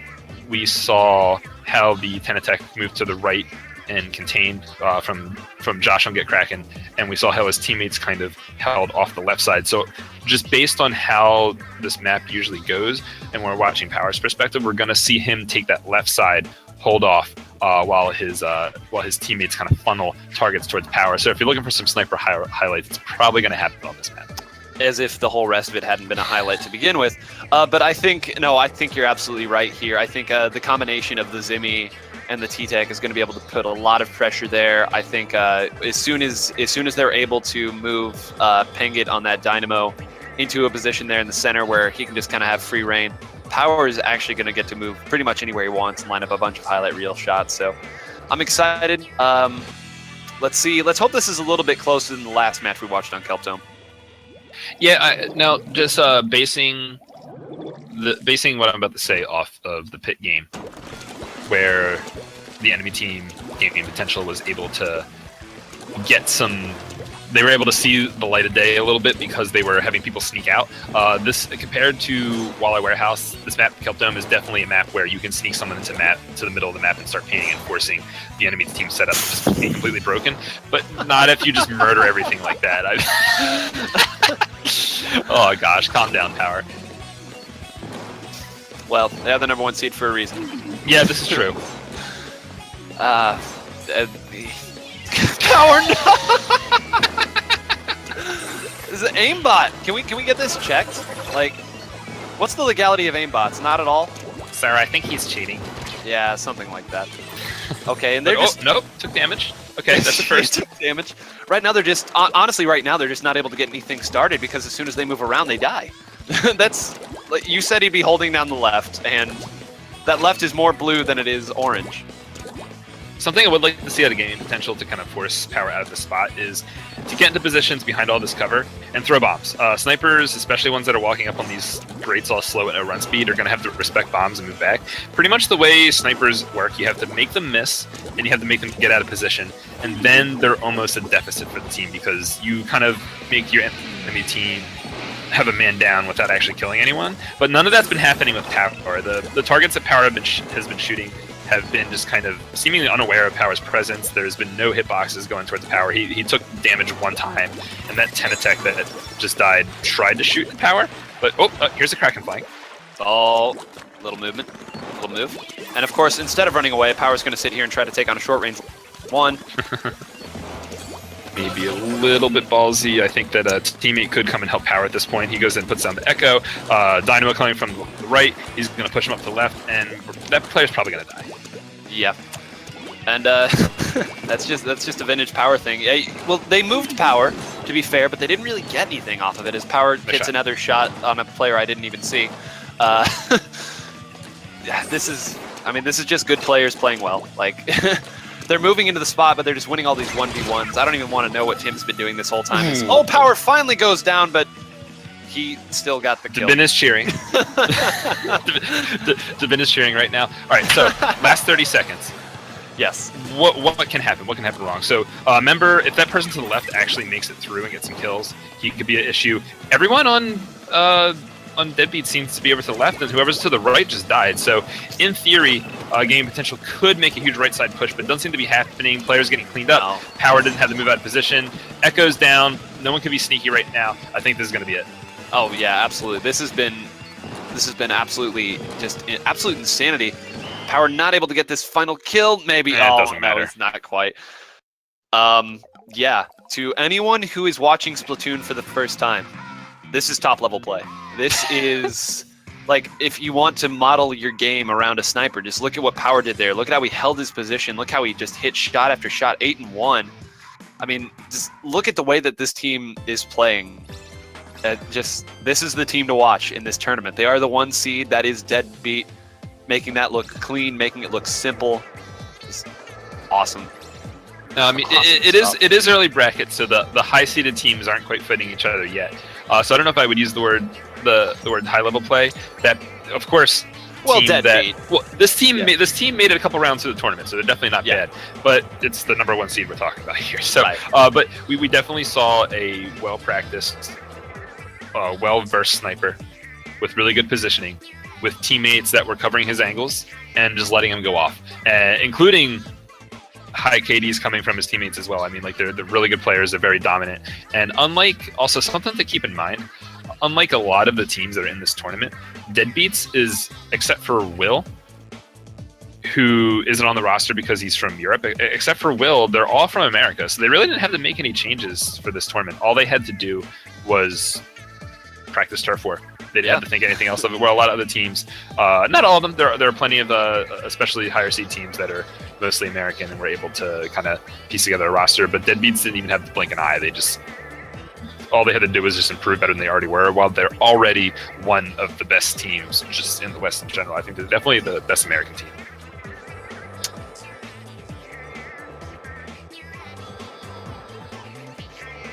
So yeah, let's I mean, this has been, for those of you unaware, this has been our full cast for today. All the teams now have moved on to top 16. Top 16 will be next week. So once again, this is the US Inkling Open, hosted by Battlefy and casted by InkTV. Hitzel, you want to run them one more time by the sweet, sweet prizes that these teams are competing for? Yeah, sure. So the team that comes in first place is going to get a trip to E3, a team trip to E3. So everybody's going to be able to hang out with everybody in person. I know that Pangit has gone to one Splatoon LAN. I teamed with him. It was awesome. We had a lot of fun. Now he's going to be able to do it with his actual teammates and not just the pickup squad that we made. And they're also going to win Nintendo Switches and copies of Splatoon 2. In addition, teams that make it close to the top but don't quite get there, there's plenty of swag for them too. There are Splatoon-related prizes, figurines, artwork, all kinds of cool stuff for the rooms to go along with the Splatoon 2, maybe your amiibos and stuff. I'm pretty sure they have some pretty interesting-looking nerd caves with all this Splatoon swag. So yeah, it's there's definitely prizes for the teams that are going to do well. Next week, we are going to come back for more rounds. We did 3 rounds today. There are, I think, 4 or 5 rounds remaining in the tournament, and these are going to be teams that are higher seeded fighting each other. So we definitely got to see some of the high seeded teams do what they do versus lower seed teams, and then later we're going to see some higher level play. And additionally, beyond that, if you didn't really like Turf War, you want to see something else, next week we'll feature every single competitive mode of Splatoon will be on display next week. So, if you like the Turf War, if you wanted to watch a little bit more, you wanted to hear these other modes we were talking about, tune in next week. You'll see the same stuff with the same high-level quality. And I believe now, this seems kind of redundant because you just watched a Power highlight video that was disguised as a match. We're going to go ahead and show you. We're going to go ahead and show you that Power Spotlight once again, just so you can see just how awesome Power is and how great it is. Yep. And one more time, this has been 9 Whole Grains, and joining me in the mic has been the one and only Hitzel. Hi, I am the Hitzel. The one and only Hitzel89. So yeah, have a great time. Thanks for tuning in, and we'll see you next week.